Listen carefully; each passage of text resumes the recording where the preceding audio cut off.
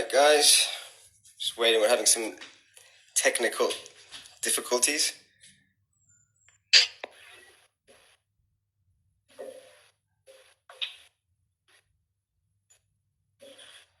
And now? For me it's good, you? Hey, there we go. I think it's your phone, your WhatsApp, your messages, everything. Maybe, yeah, that's funny on WhatsApp. I don't understand why that's happening on WhatsApp. Only with you though. It's strange. I think you should buy a new iPhone. I don't have an iPhone. You see, there you go. 1 second, let me just turn this on. Right, so how you doing? You well?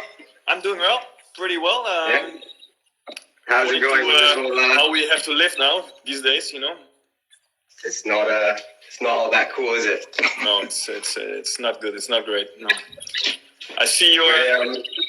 I have to admit something right off the bat. That I never strung a racket in my life. Never. You took away one of my questions. All right. That's okay. I interviewed Noah Rubin a few days ago, singles player. I don't know if you know him personally or I'm sure you've seen him around.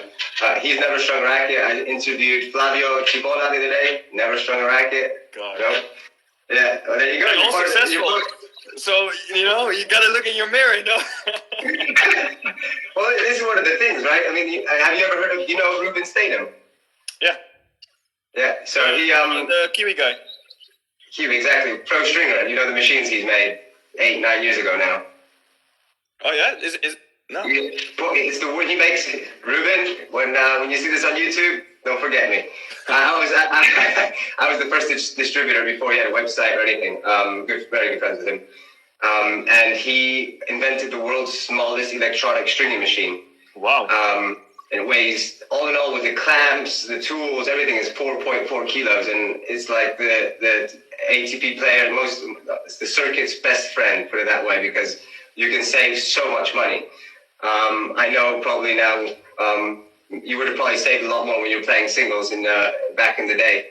Right. But with doubles, you're probably breaking less, I'm assuming. Another question that I would have for you sooner or later. But is that like that mobile thing that you have to connect to the table? So you have to like turn it into the table so it locks in? It has a small motor that's it fits in your hand. It's probably about that big, size of my hand probably. Right. And probably about that high. I think he just came out with a new updated version of the one that he had, and I think they're like $890 American with plus shipping and stuff. So I mean, for players that are breaking twice a day on the red clay, for example, it's something that I think economically wise, it's a good thing to invest. You know, I mean, if you're playing futures, you play challenges, you have to pay every time 25 euros, and you don't know the stringer and the quality of the string. So yeah, I can see that, and it pays you back. I think around a half year of playing, and then you already got it back. Not even. So I've sold over 200, and I've had players paid off in depends, right? Every player's different. Some players have a manual machine, they have a machine already, but they can't travel with it, or they have a good friend that strings for free or for next to nothing. So it's the best investment a tennis player can make these days. Well, I got to tell you, I got to disappoint you because my string is unbreakable. I'm playing with ISO speed. Okay. And this Austrian string, and this thing, never breaks. I really have to cut it out to get it out of my racket, So you're cutting your strings out before you're breaking, yeah? Yeah, I always I'm playing. Like rule of thumb is like 1.5 match, and then I will take it out. Yeah. Either another racket, I will take another racket in the second set. How many rackets do you string before a match? 2? 1, 2? Yeah, so 2 maximum. 2. Yeah. One to start fresh, and I will never break it. So and another one just to be sure, and also one half kilo less or half kilo more, just to see how the circumstances are. If, for example, you're in Brazil where it's hot and humid, the ball flies more. When you barely can hit a ball over the net, it's like you have to go down a little bit. I did a month of futures with my brother in Brazil. I used to coach my brother, Steven Diaz, on and off tour. I know your brother, of course, yeah. Yeah, you know what I mean? Let me just see. And we went there. We went from south to north, and the further north we went, the heavier the balls got, the more humidity. Every day rained like between 1 and 3, 2 to 4. Right. And that was a place actually I'll never forget how bad some of the stringers were.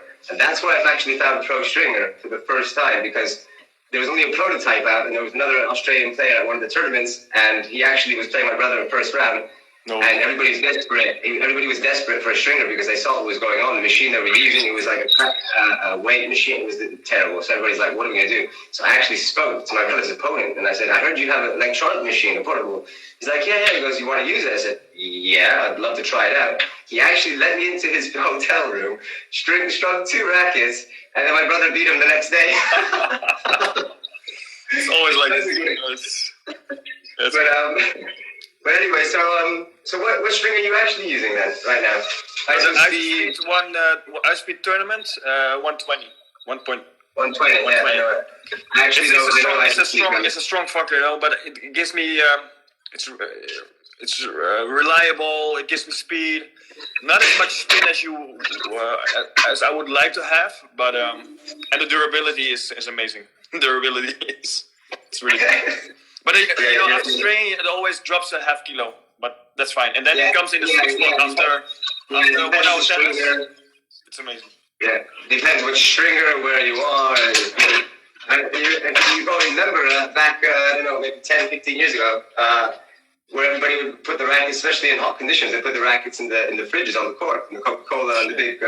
Really? I don't know. A lot of players always used to put it. They knew they were going to play long matches in heat, put the rackets in the fridge because that's where they don't. The hotter the conditions, the more they lose. Well, I always when I fly, I always check in my rackets, so they go inside the airplane under, so they will get some cold there too. Yeah, you have all these thermal bags now and stuff. They I don't know. I mean, I'd love to know. I'd love to do a test actually one day. I should do that one day and see how well they keep their tension in these new bags. So they do advertise, the thermo bag this and that. I don't know, but I've never really found out. What tension you play at normally? Roughly? Roughly, I would say 23.5 kgs, and then again depends if I'm playing altitude or low, if it's in Holland or weather-wise. But I go around 23.5. No, that's my sweet spot there. Right there. Yeah. And then you're using. Oh, sorry. Sorry. Go ahead. What rank are you using at the moment? You're with head, right? Yeah, I'm with head. I'm playing with this. I got this one. Very nice. The new one. What weight are you playing at? So yeah, this is the thing. I'm using my time off to get the perfect balance and the perfect specs, and so I'm playing a little bit with it. Not great for my tennis though, but it's good for in the end to get what you want. So at this moment, I'm doing 329 kgs, and the swing rate is pretty low. It's 293 swing rate. I want to have some more flexibility, with the racket, and the racket head to go back. If it's too heavy, then I feel like, especially with the volleys, it's getting too slow there. Yeah. Nice. And you've been with head most of your career, I believe, right? Yeah, so I switched when I was 14, 15. I switched from 14, 15 from Wilson Pro Staff, which I loved actually. But then head came, and the head intelligence was my first head racket. You remember the head intelligence with the black and the yellow inside? That was like a stick. I remember perfect. Sometimes I still get them through my stringing company here. Oh my God, they're the best, really. Well, I think if I would still play with them. What racket? What head size is your racket? Which one is it? Is the 90? Good question. But that's my technical ability is already there. That was the end of it. 98 using 93. 90. No, wait. Is it 68? No. The head size. Yeah, good question. Very good question, my friend. Is it a normal? Would you say is it smaller than the normal? It's 1820. Does that make sense? 1820 stringing pattern, yeah. But the actual size of the racket, you're not sure if it's 100 square inch, 98. I mean, I never changed it in my life, so it's the last time I checked was 16 years ago. So the head intelligence was 98, I think. Could be. I think. God, this it's been a while ago. For me. It's alright, man. This is what it's all about. See, it's a bit of an interview, but sometimes I catch some people out and like, I'm not actually sure. I'm sure you're gonna look into it later, though. Hey, what head size am I using? God, what a question. You should have given me a heads up before, man. It makes it more interesting that way. It's true. And so you're one of the lucky ones that are actually still able to play a little bit, huh? At the moment. Limited times, limited.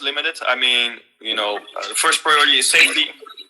So if the conditions or the setting is not right, not gonna play. And if there's an opportunity to play and there's no people, just opponent or maybe one or two people more, on the big field, that's fine. And we only play on private court, where is also the local authorities, they let you because it's still allowed. But on official tennis clubs, you're not allowed. No. So it's all closed, yeah. Yeah. Just you kind of have to know where to go, kind of thing. So, but you have to be careful and you have to use your mind, and don't take any risks, especially not for the other people. So that's what I'm doing. Use your logic, yeah. Yeah.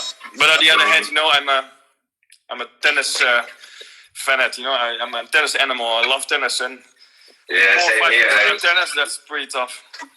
What's the longest you've gone without playing at the moment? Over this? This is now. This is like 3.5 weeks without tennis. That's pretty much. Oh, you haven't played? Because I saw a picture, I think, on Instagram with the AstroTurf. Well, the first moment, we couldn't play. I didn't play for 3.5 weeks, and then I started to play. So this is pretty recent. Okay, so you just played a few days ago then? Yeah, a little bit before. So I played, I think, 3 times now. Okay, fair enough. So, and you're doing some training at home. You're doing some physical training. How are you keeping yourself? Yes. So I have a physical trainer that I'm training with. We do running, boxing, all these things. I'm running a lot in the forest. I'm walking a lot. I never walked as much in my life as now. me too. In the same. I've got two. Kids. It's good to be in nature. It's good to be involved with nature, and it feels good. It feels different. Yeah, it's different. Yeah. Where are you based in Holland? In Holland now, right? Yeah, I'm in Holland.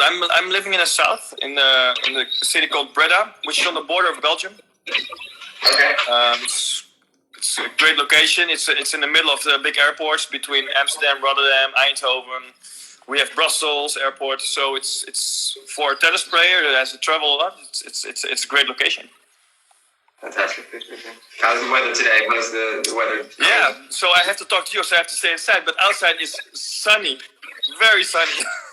Same here. In London, we've actually, since this whole pandemic thing, we've actually not had bad weather at all in London. It's been the best I've probably seen. I've only been here for 4 years now. But it's probably in the 4 years the best weather we've had in April, May. March, April. Sorry. The weather here is amazing, and it's tough, because we are restricted not to go outside. But weather like this, it's tough to to follow the regulations. However, it's you can go outside, but then it's only max two people together. So they're limited. Is that right? Is that how they're doing it? Here they're letting people go out. You can go out for runs, walks, and cycling. Right. Not allowed. London, you probably not know London quite well. Lots of parks and stuff, but there's lots of police parks and volunteers that are helping out, and nobody's allowed to sit down. As soon as you sit down, they approach you. Please keep moving. And wow, I didn't know. My daughter likes to sit down every now and again, and I start doing some push-ups just to pretend. I'm working out. My daughter's just having a little play. And you just come up with anything because I have 2 kids. I just had the second one 6 weeks ago, and it's congratulations. Thank you. It's nice. It's not easy. My oldest is 4.5. She's 4.5, and it is not. It is some difficult moments. She just started school last September, and from keeping them, she's at school 8 hours, 9 hours a day, and now she's, it's just a mess. It's just a disaster. So we try to get out as much as we can and do whatever we're allowed to do. But how she gets school? She gets school through calling through Skype or? No, so she just started kindergarten the first year. So that's the only. Of course. Yeah. That's the only year that they don't have it. But I think from the year after her, they do have online. Yeah. Sorry, she's still young. Yeah, it's cool. I know it. Cool. So, and clothing, you're with, were you with the clothing? There you go. Billy Badu. It's You've been with them for a while, right? yeah. So we started with them, like I would say 4 or 5 years ago. Basically, a year after I started doubles, and my good friends from Tennis Point, they said, "Listen, we got a new brand. How about you try to wear it?" Me and Wesley Koolhof, what I was starting to play with in doubles, and we said, "Yeah, let's go." And I think they're doing a good job. It's not an easy market, you know. There are big players like Adidas, Nike, and Asics, and all these quality things. So they really found a market there, and found a niche market by putting a lot of colorful clothes on, pink, green, yellow, just to get the attention, and attention is what they get. Yeah, they got quite a few players and athletes now wearing their things, growing all the time, I think, huh? Right.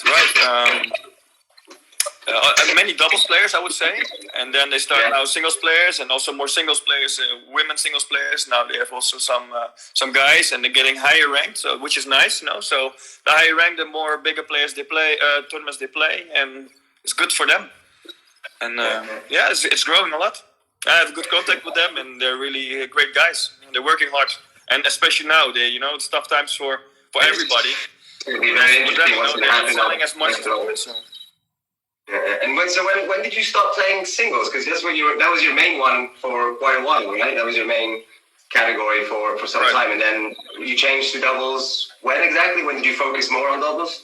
Right. So I stopped end of 2014 with singles, and beginning 2015, I decided to start to play doubles, and I was ranked, I would say, 350, 380 ish.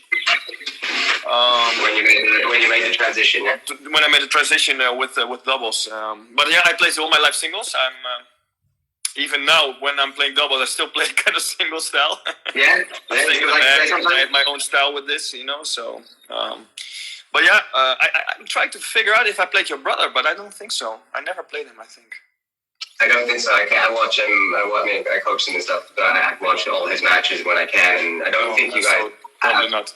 Maybe I don't even think in doubles. Like when you guys were playing. No, we came across a few times, of course, and we always exchanged highs and hellos and how are yous. And last time I saw him was, I think, in the Bostad last year. Okay. Yeah. And do you miss playing singles then? Do you miss the grind, the ultimate grind? Not that doubles isn't, but it's more of a grind. Yeah, I miss singles a lot. I love playing singles. I like to compete, of course, and singles is is where I grew up in and with and always practiced for. And yeah, I always think maybe I should continue longer with singles, but at that time I made the right decision just to stop because I wasn't profitable anymore, and my mindset was not great. So yeah, I was. Then I decided to just turn it to doubles, and history is written. I was pretty successful in doubles then. Yeah, we still are. Yeah. You won a title this year, right? If I'm not mistaken. Yeah, I did. Yeah, we had a rough start. We won at Cordoba. That's it. We won 50 in the Cordoba, me and Marcelo. We had a rough start of the year because we had two coaches, and both two coaches, they stopped right before our trip to Doha. So we were without coach suddenly. They stopped coaching, or they stopped coaching with us. Well, it was within our four. We decided we didn't work together anymore. So that's a difficult start when you're without coach going for the Australia tour, which is Doha, Adelaide, and then we played Australian Open, and we all lost first rounds there, which was tough. Of course, it's not a great start to begin with. But then we went to the clay season in South America, which is the first time in my life that I played the South America tour. And right off the bat, we won Cordoba, so that's good. So now you like South America even more. I love it. I'm coming back. It's scheduled already. I bought the tickets. So you were ranked 100, and your best ranking was in singles 196, 7? Nice. Yeah, I think 97. Yeah. I think it was like around 2012 or something. Something like that. Yeah. So I played a couple of Grand Slams. Well, I think a lot actually. I think like 14, 15 Grand Slam qualies. Yeah. Final challenger. I think a dozen future titles. Yeah, you had quite a few future titles. You did really well in the future level. Yeah. Also beat a lot of other guys. Sorry. Yeah. Yeah, I was gonna go into that now. You ever pass the qualies in singles? Oh, it's a painful question. So painful. God. The first time I was last round quali. I was two times last round quali. And last round quali was Australian Open in 2009-ish, I think. And I lost against Viktor Troitsky in 3 sets to play Nadal on center court. Oh my God. Yeah, it's a painful one. It's a tough one. Yeah, and then the second. Sorry. The second one? And the second one was a few years later. I played US Open, last round qualies against Connor Nyland, an Irish guy. And that was also last round quali to play Djokovic on center court. And I lost also in 3 sets, yeah. And I had breakpoint on I think on 4th, 3/3, I had breakpoint. And that was another great point of me. That was really a stiff one. Because you've actually got a pretty good history against top hundreds. I think you've got some good victories. You beat your best win against the highest ranked singles player was possibly Yodra. Yeah, he was like 32 or something, 33 in the world, 34. I don't know. 36. 36. 36. Yeah. Yeah, 36 in the world, and then you also beat.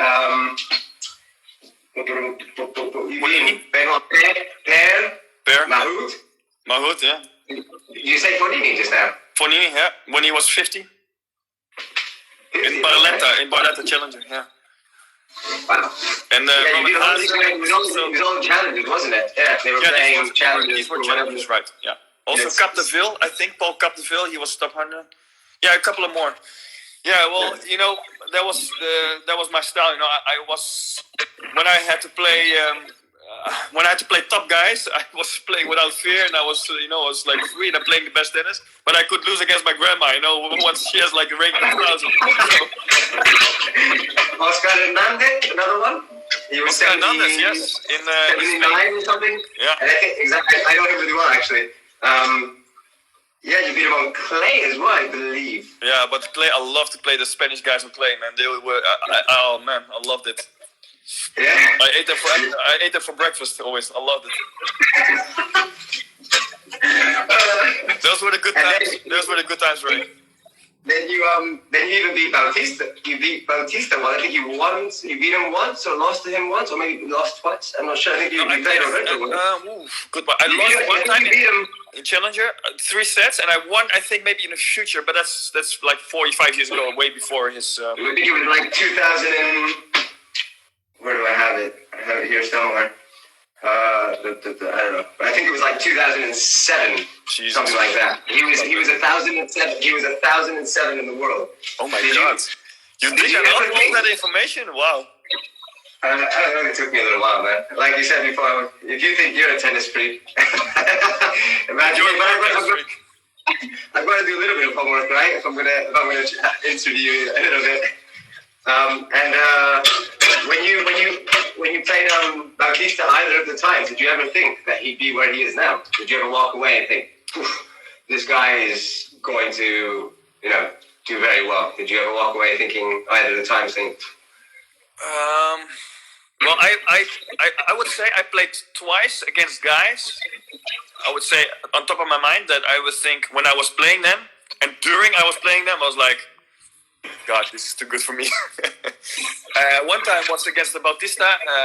I could match up with him, but I felt like, I'm playing top of my level right here, and he's like, he's just doing his thing, he's focused, he's locked in a match, and I just have to give in few percent of my game, and he will beat me, and that's what I felt. And I felt already that he's special, he's committed, he's concentrated, and he's super fit. And that's a different level. And the second time was against Jack Sock. I played Jack Sock in the futures twice. And when I was playing him, and he was just starting actually futures, and I was like, oh my god, this guy is unbelievable. He's too good. He must have been pretty young. I think he must have been like 16, 17 or maybe. Yeah, he was like 17. Yeah, I think 17. Yeah. And he just won like a Grand Slam juniors or something, like something big. And then I played him in a semi-final in Florida. Florida, yeah. And then he so good. And this spin and blood records that he played with. Oh my god, you know. And I think it was like 1-1, and then the second time was 2-1 or something like that. So it was quite. Thanks for reminding me. I had 6-4-7-5 in my head, but never mind. I did this all on purpose. I'm going to bring back some memories here for you because it's been a while, and that's another one that's coming. Because obviously the average age of the top 100 doubles player is roaming around the between 33, 4, or 5. But even the top 50, it even goes up a little bit higher. It's like 35 and 36, the average, more or less.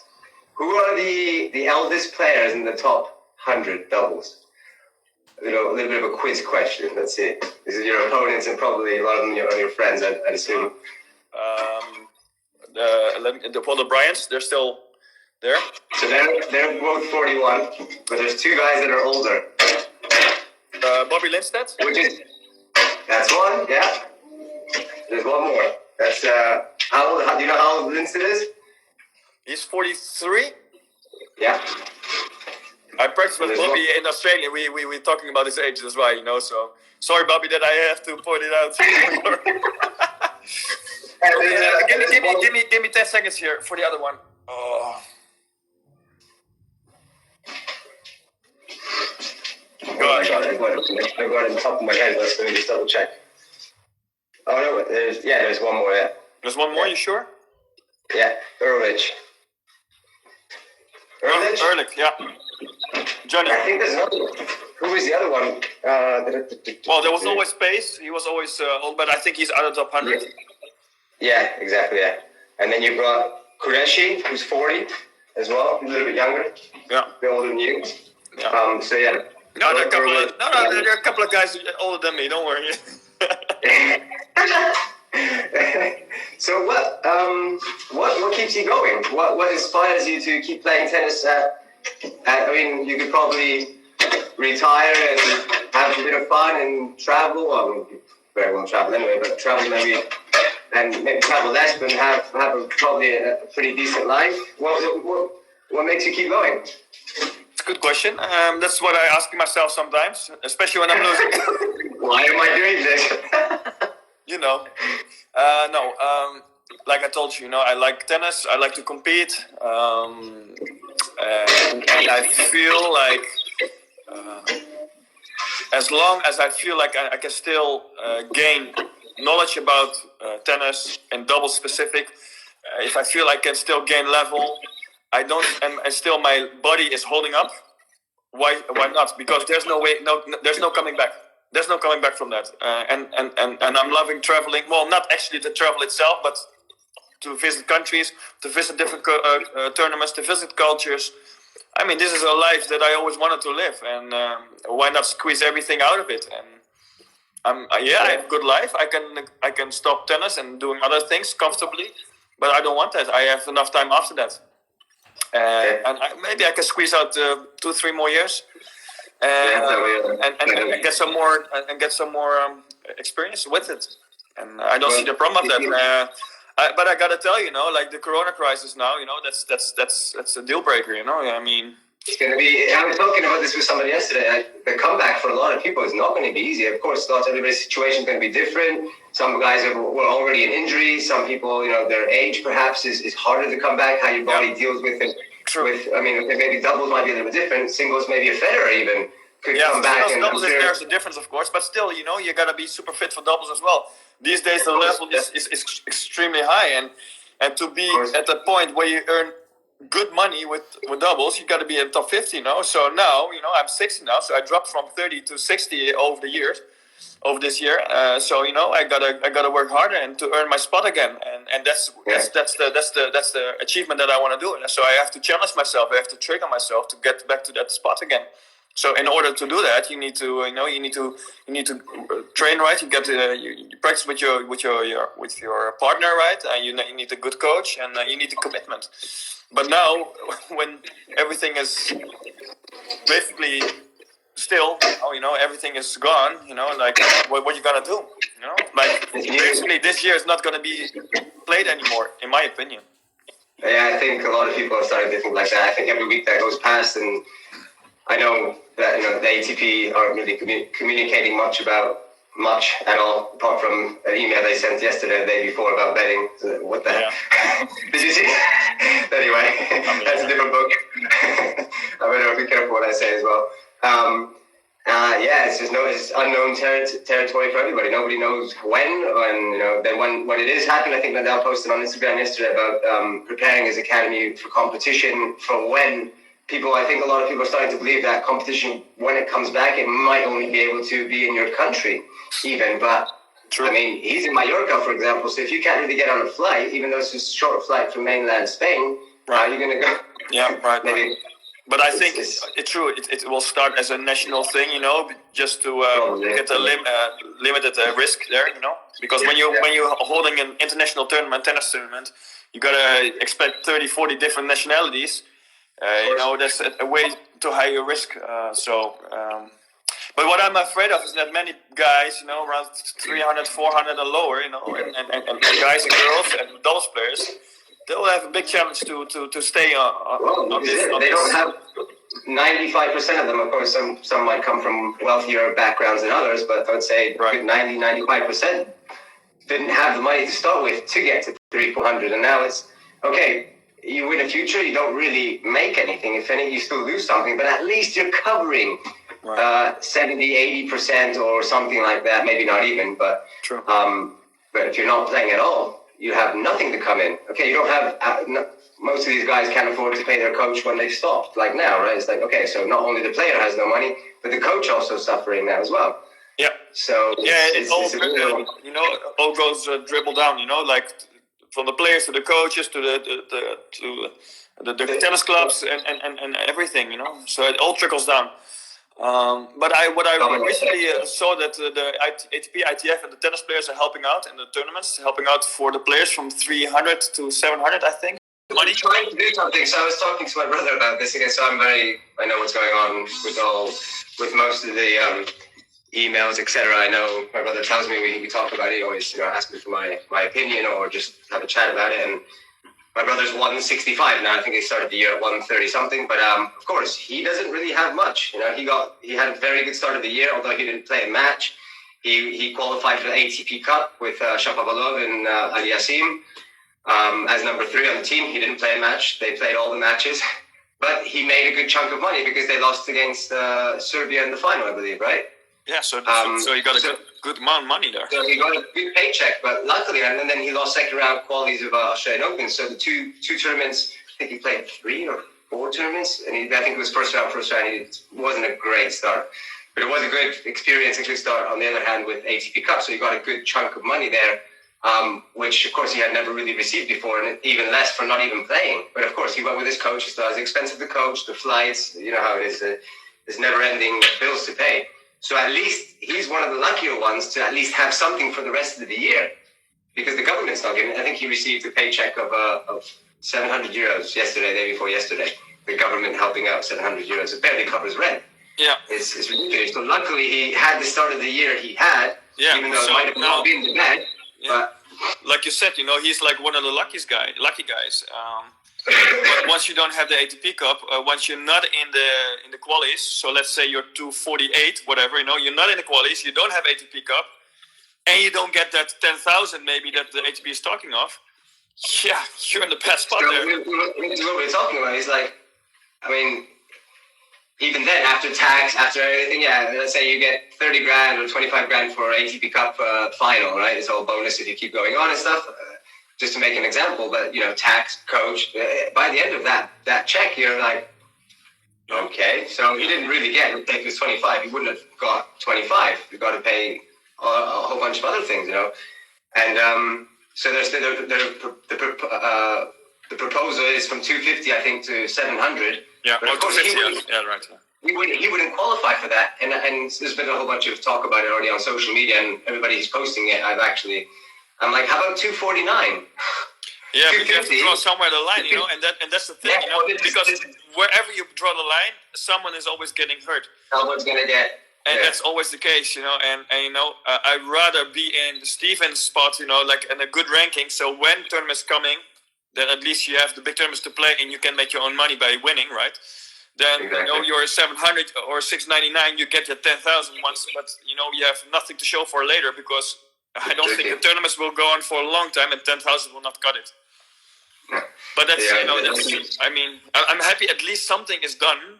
From the authorities and also from the ATP and WTA. I don't think it's going to happen. My brother was telling me yesterday. It's not going to happen. It's 90% likely not to happen. Well, at least at least talking about it. So at least there's attention to it. Because it's a big problem. Within tennis, this is a big problem. Because once we got started again, many players in the meanwhile will be stopped or will already quit tennis. And then what? Djokovic and Wawrinka were having a live Instagram chat like we are now yesterday. I think it was yesterday. And Djokovic is saying, that's the middle ground for tennis to carry on. We can't just have 200 players, 250 players. The tour needs everybody. Okay, it does suck being 700 and not being able to make a real living out of it. But the tour does need these guys. These are the guys that are going to come in eventually. Some of them, of course, it's very hard. As we know, it's a very, very difficult sport to make it in. There's so many good players, and it's just so hard for but there is going to be the few 10, 20, 30, 40, 50, 100 guys that are going to make the top 250 and make tennis as it is now. So those guys need the chance and need to have some kind of money. I think they were talking about 10,000, right, or something like that. Yeah, 10,000. To possibly give 10,000, yeah. But anyway, changing conversation a little bit. Okay. Favorite doubles victory? I have one in my mind, but I don't know if it's the right one. Let's see. Well, if it's just one victory, I would say, the match against Switzerland, against the Federer. Yeah, I thought you would say that is special because that was in 2015, the year that I started actually playing doubles. I think it's 2016, right? Yeah, 2015. And I was just breaking top 100. I was like 80-ish or 75-ish. And I got called for a Davis Cup after 3-4 years that I didn't play. And then Jan Simrink called me, hey, listen, do you want to play doubles or join the team? But I cannot guarantee you a spot as a player, but just at least in the team. And I said, yeah. And then I possibly could play against Federer, I was like, oh my God, I was playing Federer, that's like such a big idol. You played in Holland? No, we played in Geneva. And then, finally the moment came, and then the day before the match, the Simrink, our captain, said, listen, who's going to play the doubles, what do you guys think? And we just put it in a group, and then eventually me and Timo de Bakker would decide to play. Or he decided that we had to play, and we won in 5 sets after a remarkable match, like a really unbelievable match. You beat Federer at home. At home. It doesn't get much better than that. I mean, how many people can say I beat Federer in Switzerland? I mean, has he ever lost in Basel? Well, still it's doubles, but at least the first moment I was on court, and then I seen all these people, and I saw him across the net from me. I was like, okay, wait, this is pretty real, because I remember 6 months before or 7 months before, I was grinding futures in Egypt 10,000 singles. And now I'm standing here against Roger Federer, which is so surreal. So that whole moment was like, wow, But we tossed, I turned around for the warm-up, and I was locked in the match. That moment, that you're like, okay, whatever happens, I'm there. And I played unbelievable match. People were watching at home, and I couldn't miss a ball anymore, especially in the 5th set. But Timo also played amazing match. He served well, he's tricky. I mean, there was even one, I watched a little bit about it yesterday. There was one amazing point where he was actually on the net, falling down. Do you remember that one? And he had the net. That was unbelievable. Timo has his creativity, and and that makes him really dangerous. And as us as a couple at that moment, I was giving the balls. I was producing a lot, and Timo with his serve and his creativity and his lobs and his short crosses. And in the end, we won 6-1, I think, in the fifth. And unbelievable match. I remember watching the live actually, but yesterday I went back and I saw it yesterday. I'm like, wow, great match. Yeah, unbelievable match. That was. Yeah. It's already 5 years ago. Jeez. Time flies, huh? Time flies. Crazy. Yeah. Yeah. There's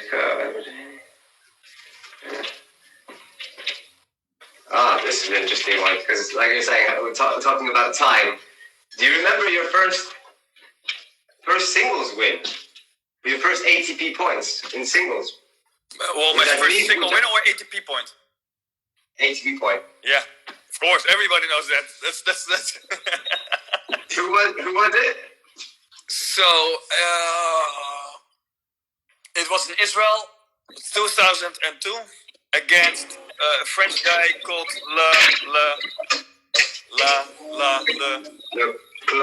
Clark. However you pronounce it. Clorec. Leclerc. It was brutal. I mean, that's you gotta imagine. This was 2002. The futures was 64 draw. You have to win 4 times to get in, even in the main draw. So you have to win 4 times to even get in the main draw, and then you have to win the round. So you have to win 5 matches to get 1 point. And those were the times. And I beat a Dutch guy, Israeli guy. Oh, sorry. What? No, sorry, okay. Israeli guy. So I beat a Dutch guy, a Belgian guy in the qualies. I beat a Israeli guy, and then I won more, I think. And then in the first round, I play against the guy, the French guy. And what I heard of other players that he was playing like 15 times. He played for his first point, and he didn't make it. So he was like so nervous.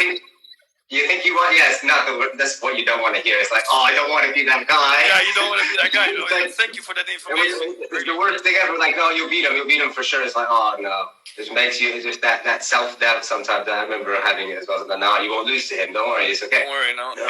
And I remember I was talking with my coach recently because the coach I'm practicing, he was at that moment he was there, and we were talking recently about that match. And that match was.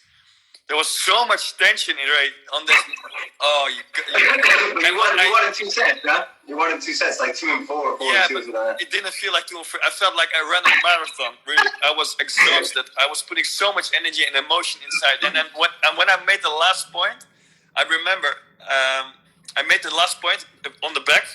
And then when I won, I screamed, and then I go to the fence, and I was like, I was going like you won a Grand Slam, like right? I won a Grand Slam, and my coach is only like doing like this, like I don't belong with him, yeah.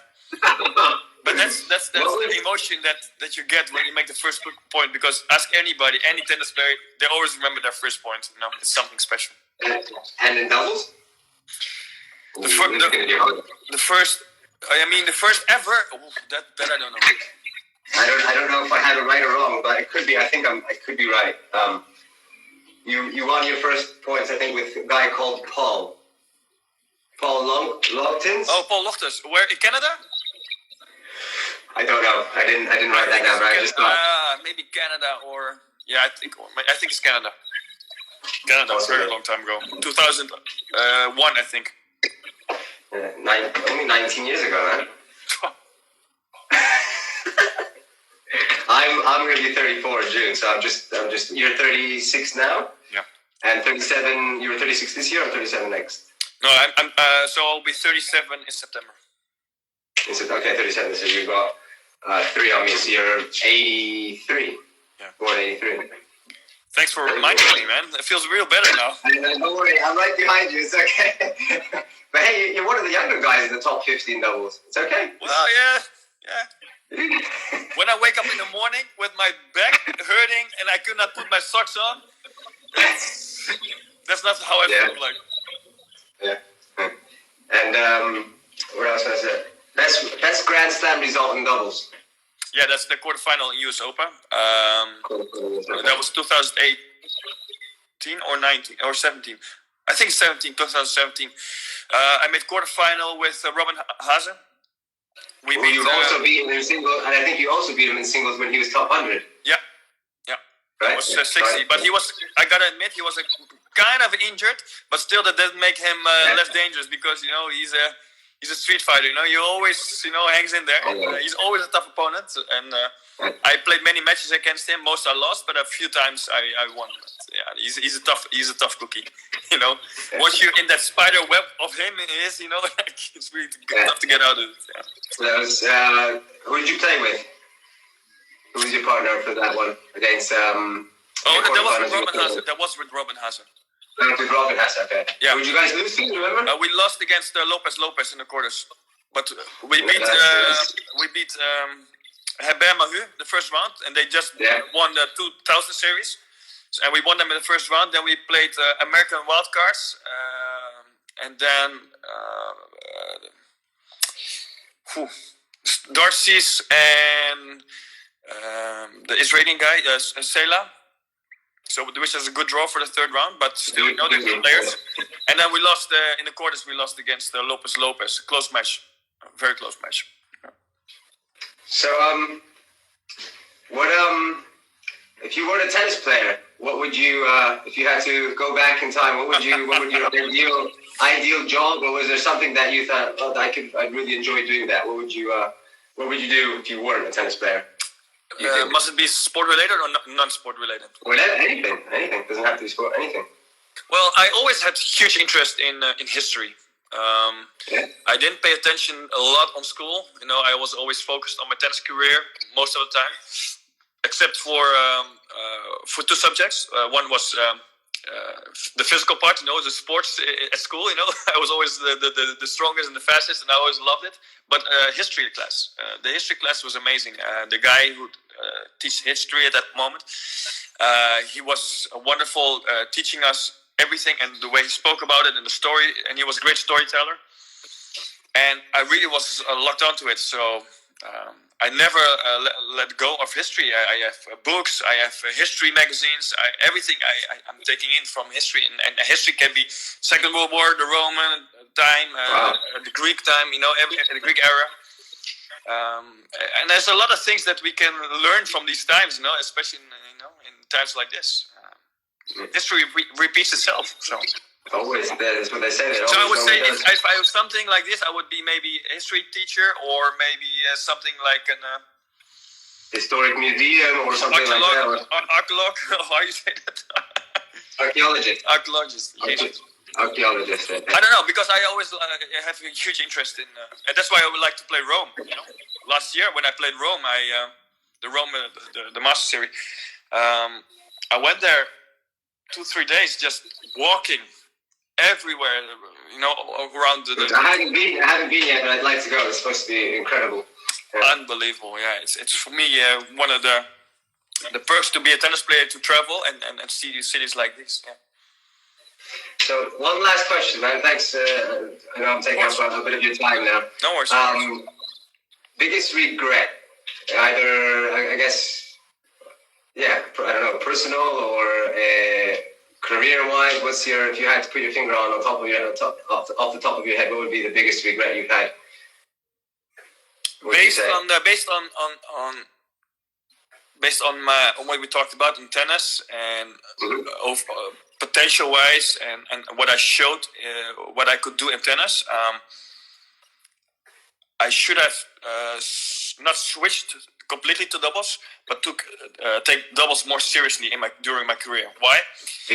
Because then I released the pressure of the single, one, and second, I already could have a kickstart already in doubles, and not be 31 starting doubles, but being 26 and playing doubles, with a decent tennis singles ranking, but already have, a good doubles ranking as well, which helps both ways, singles and doubles help each other. And I didn't take doubles that seriously, and that's I think one of my biggest regrets, that I feel like a missed opportunity. So at least you had the experience though. Started a bit late. Yeah, so I used that experience for the better. When I was 31, I was ready, because I used all that experience that I had from singles, and I used that in my doubles.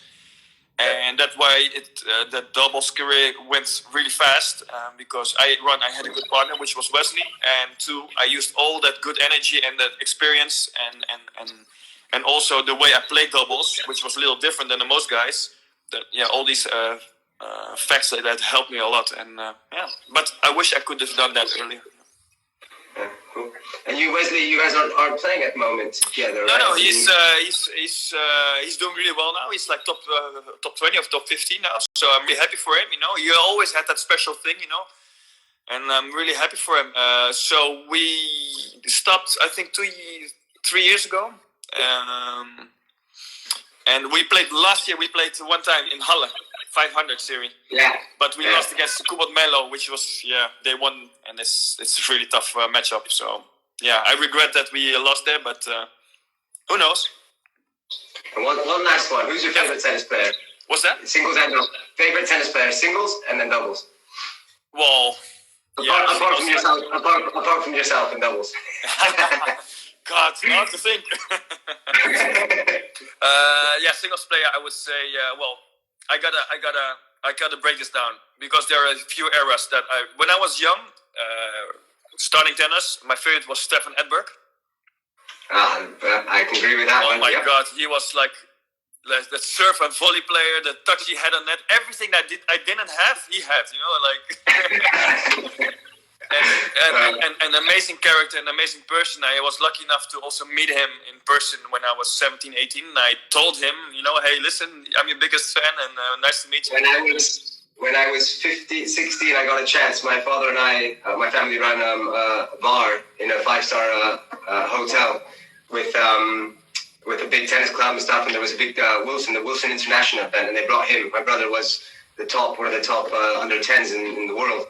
And he played, he did exhibition with Edberg, and I had the chance to make him a coffee and a sandwich. Nice. That's good. I got all the autographs I could. And then and then the second part of my career actually was Marat Safin, because Marat Safin, Safin was my idol growing up, man. He had for talent and for being different. Yeah. Well, for me, he was like we had the same kind of style. I was from the back. We were. Ground stroke, but good ground strokes, baseliner. We both were sponsored by Adidas, both head rackets, and I'm half Russian, he's Russian. And I like his style, on court, off court. Yeah, so, he's great. He is great. I met him in first time I met him. I think it was in South Beach, Miami, at 6 a.m. at the corner pizzeria. He didn't came from a tennis court, let me tell you. I can guarantee you that. I actually stopped him and came out a picture of him. I started talking. His sister was Safina was number 1 there at that point. But very, very amazing player. And the last unbelievable. one was Roger Federer, I would say. Yeah. My brother just left a comment and saying my brother had Safin's attitude on court. I was pretty shit on court. And doubles? Sorry, I had to. Favorite doubles?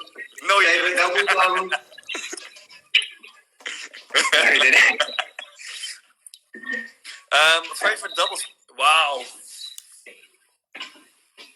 Wait, I'm gonna cheat a little. I can't cheat, right? Because I'm really bad. You can cheat. I'll let you. Yeah. God, that's tough, man. Brian Brothers, I guess, has got to be one of my top ones. They're 41 now as well. That's incredible. I would say, yeah. I mean, based on what I'm watching the most, based on what I'm watching the most on YouTube, learning wise and everything, and see how they play and how they live for their tennis, and also I practiced with them. I played against Mike.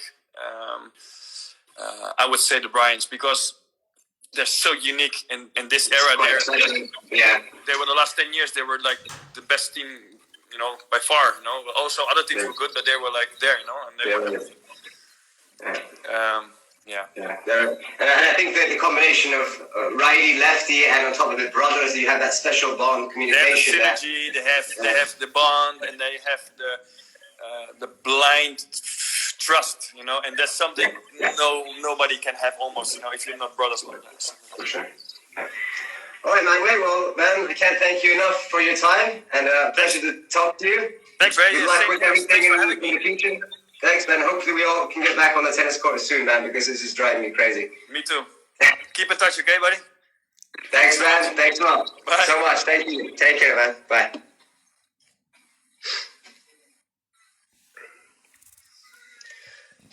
All right, guys. Thanks for tuning in.